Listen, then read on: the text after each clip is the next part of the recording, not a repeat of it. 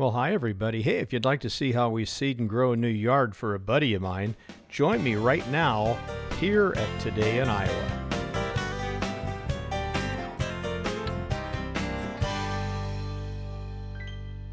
Well, hi again everybody. Hey, thanks for taking time out of your busy schedules to join me for another project out here in Iowa. Here's another look at the yard after my friend poured a slab of concrete. We're going to plow it up and seed it and try to get a new yard in for him. I left this unloading video in to share some news that I purchased 2 additional ramps to make unloading a little bit less intimidating. So upcoming videos you're going to see 4 ramps across there. I'll just feel a little more comfortable that I don't have to be exactly on those ramps. You notice the trailer's a little shaky there. There I am, I'm asking my wife, are those drop-down stabilizers in place? The pre-drilled hole was off, and I usually carry some 1-by products to shim under there and take care of that. I didn't have them. That's why the trailer looks a little shaky and wobbly there until I got the weight to the rear of the trailer. This is an 18-foot trailer. You can see it carried everything for this project with the harrow and the pulverizer, and that was a full trailer. I wish I could have gotten a bigger trailer, but my driveway design is such that this is the longest trailer I can get into my driveway and turn around.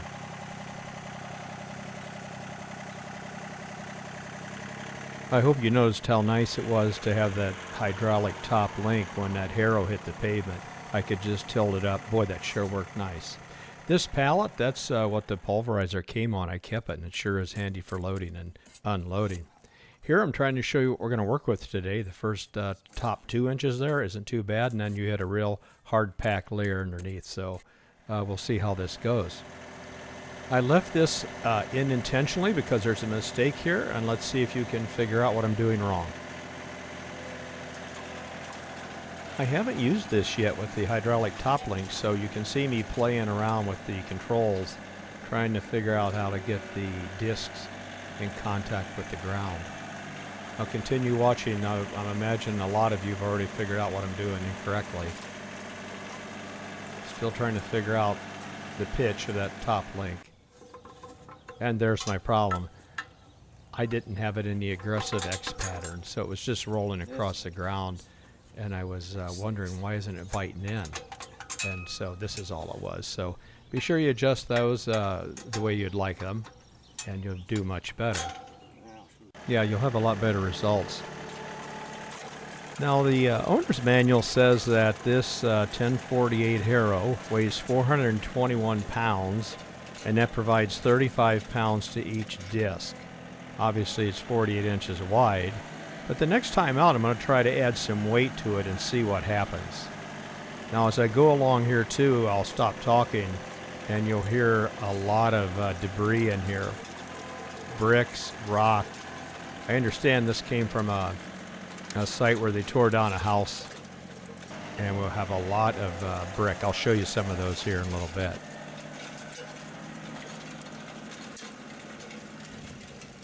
That's one reason I chose the harrow over the tiller. If I was going to hit a bunch of rocks and brick, there you hear it. If I hit a bunch of that garbage in there, I'd rather hit it with this than the tiller. You know, just thinking out loud, I could have used that soil pulverizer also. Those big heavy-duty scarifiers would have went through and ripped that soil up real nice. But again, I didn't know what the rocks or the brick would do to that double roller setup. Here the bricks and rock seem to get in between those discs fine and pop up. So I still think this was the right tool for this job.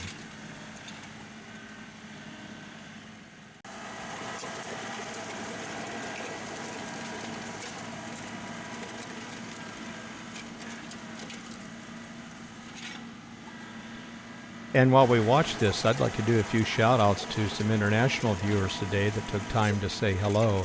Danny Badek said hello from Nova Scotia. Hi, Danny. Andrew checked in from Riverina, Australia. Igma Vissa checked in from the Netherlands. How cool is that? And the Flinken checked in from Nyköping, Sweden. That's incredible to me, of all the viewers we have around the world. Thanks for taking time to say hello. we'll get to some more domestic shout outs here in just a few minutes. What I'm trying to do here now is change my direction and cut up or chop up that ground a little bit more. And I'm pulling from his house to the neighbor's yard. I'm now trying to get my slope the way I want it. So I'm trying to feather it down, and you're going to see more of that when I get the pulverizer going. But I'm always thinking about the mobility of it. And I think this is going to work nice. Just keep chopping that ground up and pulling it down forward. Now I finally get to take a longer run. That pipe there in the ground has kind of been in my way to this project so far. And yes, I do hit it later, and we did get that on camera, so you want to stay tuned and see that. Let's get off the tractor here now and see how we're doing.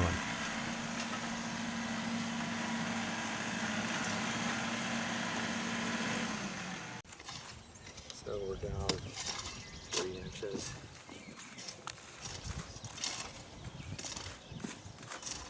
See, I'm cutting different directions this time, unlike the butterfly garden. So we're getting down length of an index finger. Okay, so we'll keep at it, breaking everything up into smaller chunks. This is going to work good with the harrow, and then we can pulverize it. So this is really going to work out well, I think. This is what's nice about not using a tiller. This stuff we get in a tiller might, I don't know if it damage it. I've hit stuff like this before, but it might jam it. Yeah, that's right. So it's nice to go through on a first pass with this harrow.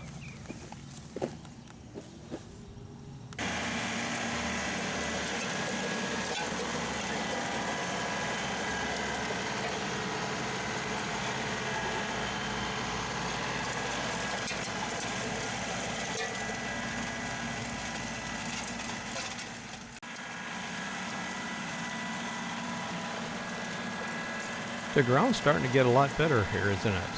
You can see the harrow's a lot more effective. As I go across that pipe, I just lift it up and let it down and keep on moving.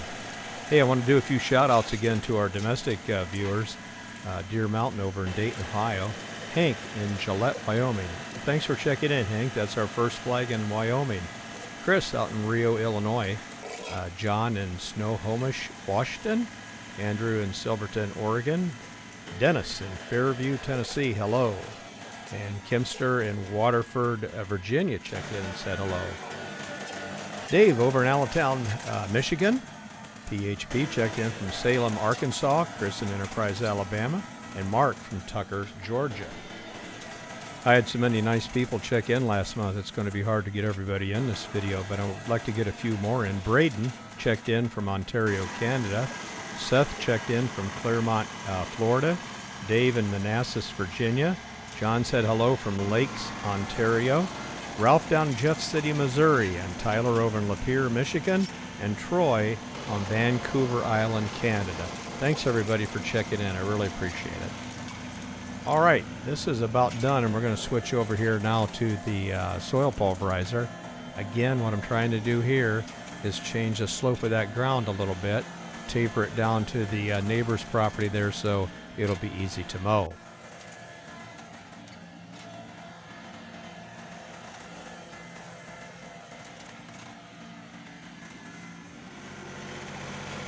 I really like the quick attach feature here with this tractor. When I'm using multiple implements, it sure makes changeover from one to another really quick and efficient. There's so many different manufacturers of these. Check for the compatibility of your implement and your tractor before purchasing one. And please understand, I'm not here to promote one manufacturer over another, so do your homework and choose one that fits your needs. This is the Land Pride SP3072. It weighs 671 pounds with a single roller. This is 2 rollers, so I'm comfortable telling you this likely weighs about 700 pounds. It's 72 inches wide. As I said, it has twin rollers.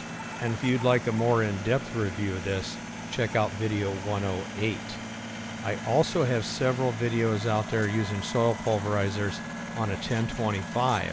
And if you'd like to see those, check out videos 10, 11, and 12. Right here, I'm using the scarifiers like a rake. As I backed up before, I like to rake that dirt out and then let the rollers bust up the clods as I go across.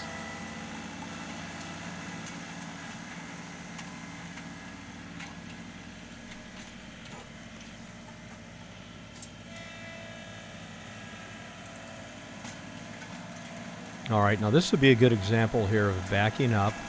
I'm letting the rollers bust up the clod. I'm trying to blaze a path to smooth the waviness out.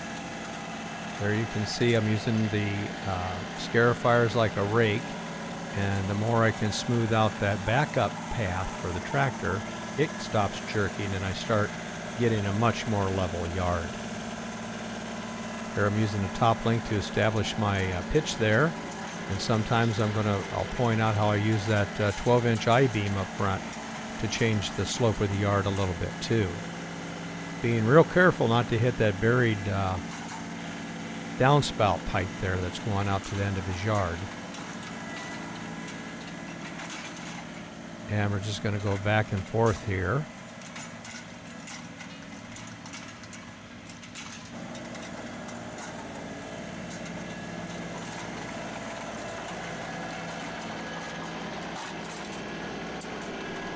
Look how nice that soil is now as I run those scarifiers through there like a comb or a rake. That's where I think using the Harrow like I did took the bricks and rocks out of there. Now the pulverizer can really do what it's designed to do.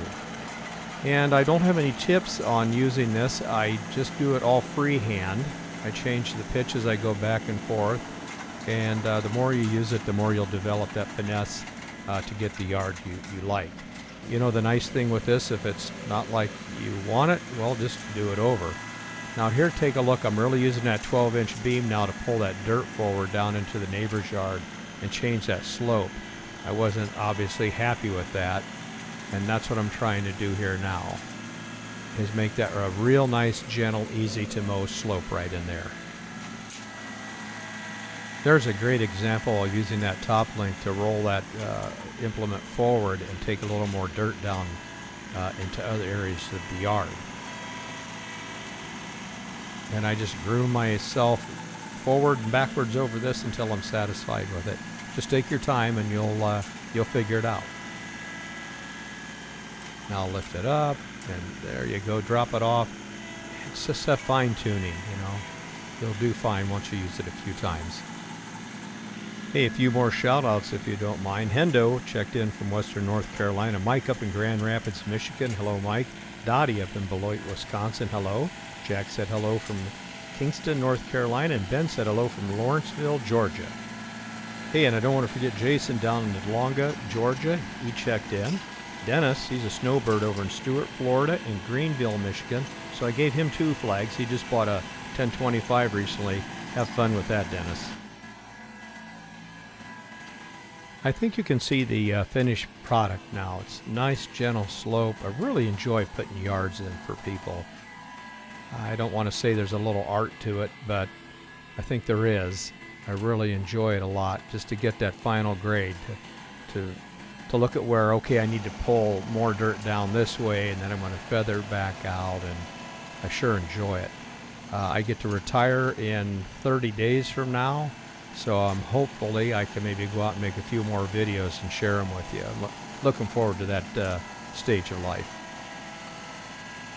I think you'll agree this is really starting to grade out nice here.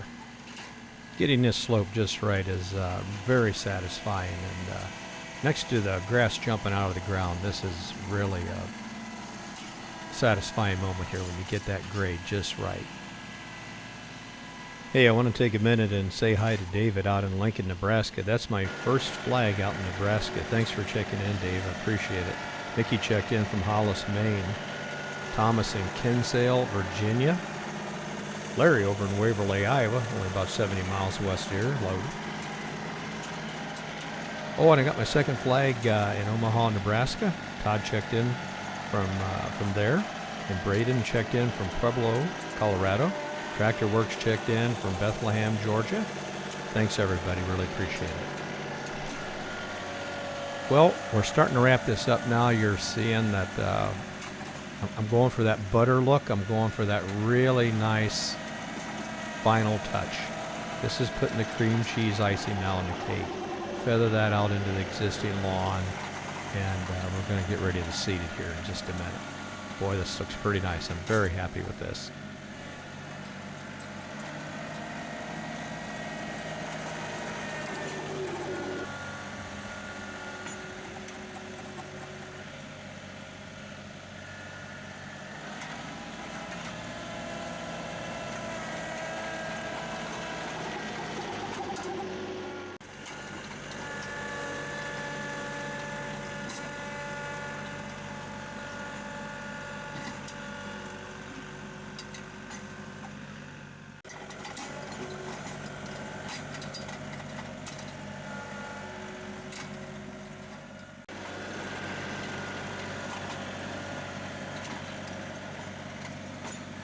Well, I did have one bit of bad luck. I damaged part of the top link. Look at the hydraulic oil on the PTO cover. I found that top 90-degree plumbing piece loose, but watch, I'm not noticing that rigid pipe right there is bent. That top 90-degree hydraulic fitting struck a fixed part of the tractor when I raised it. If you'd like to see how I fixed that, check out video 120. I don't know why you do this. I get close to that concrete, I think, to prove that I can. To my pilot viewers out there, it's kind of like shooting the ILS by hand instead of having the autopilot do it. I just want to know I can do it. One of these days I want to hit that concrete and be responsible for fixing that for somebody. But just take your time if you're going to do that. If you're comfortable getting that close to the concrete, and it leaves a nice edge there.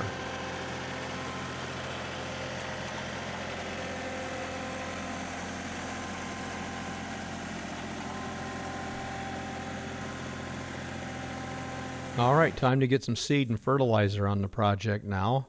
So we'll give it a coat of that. And then I'm going to take the pulverizer.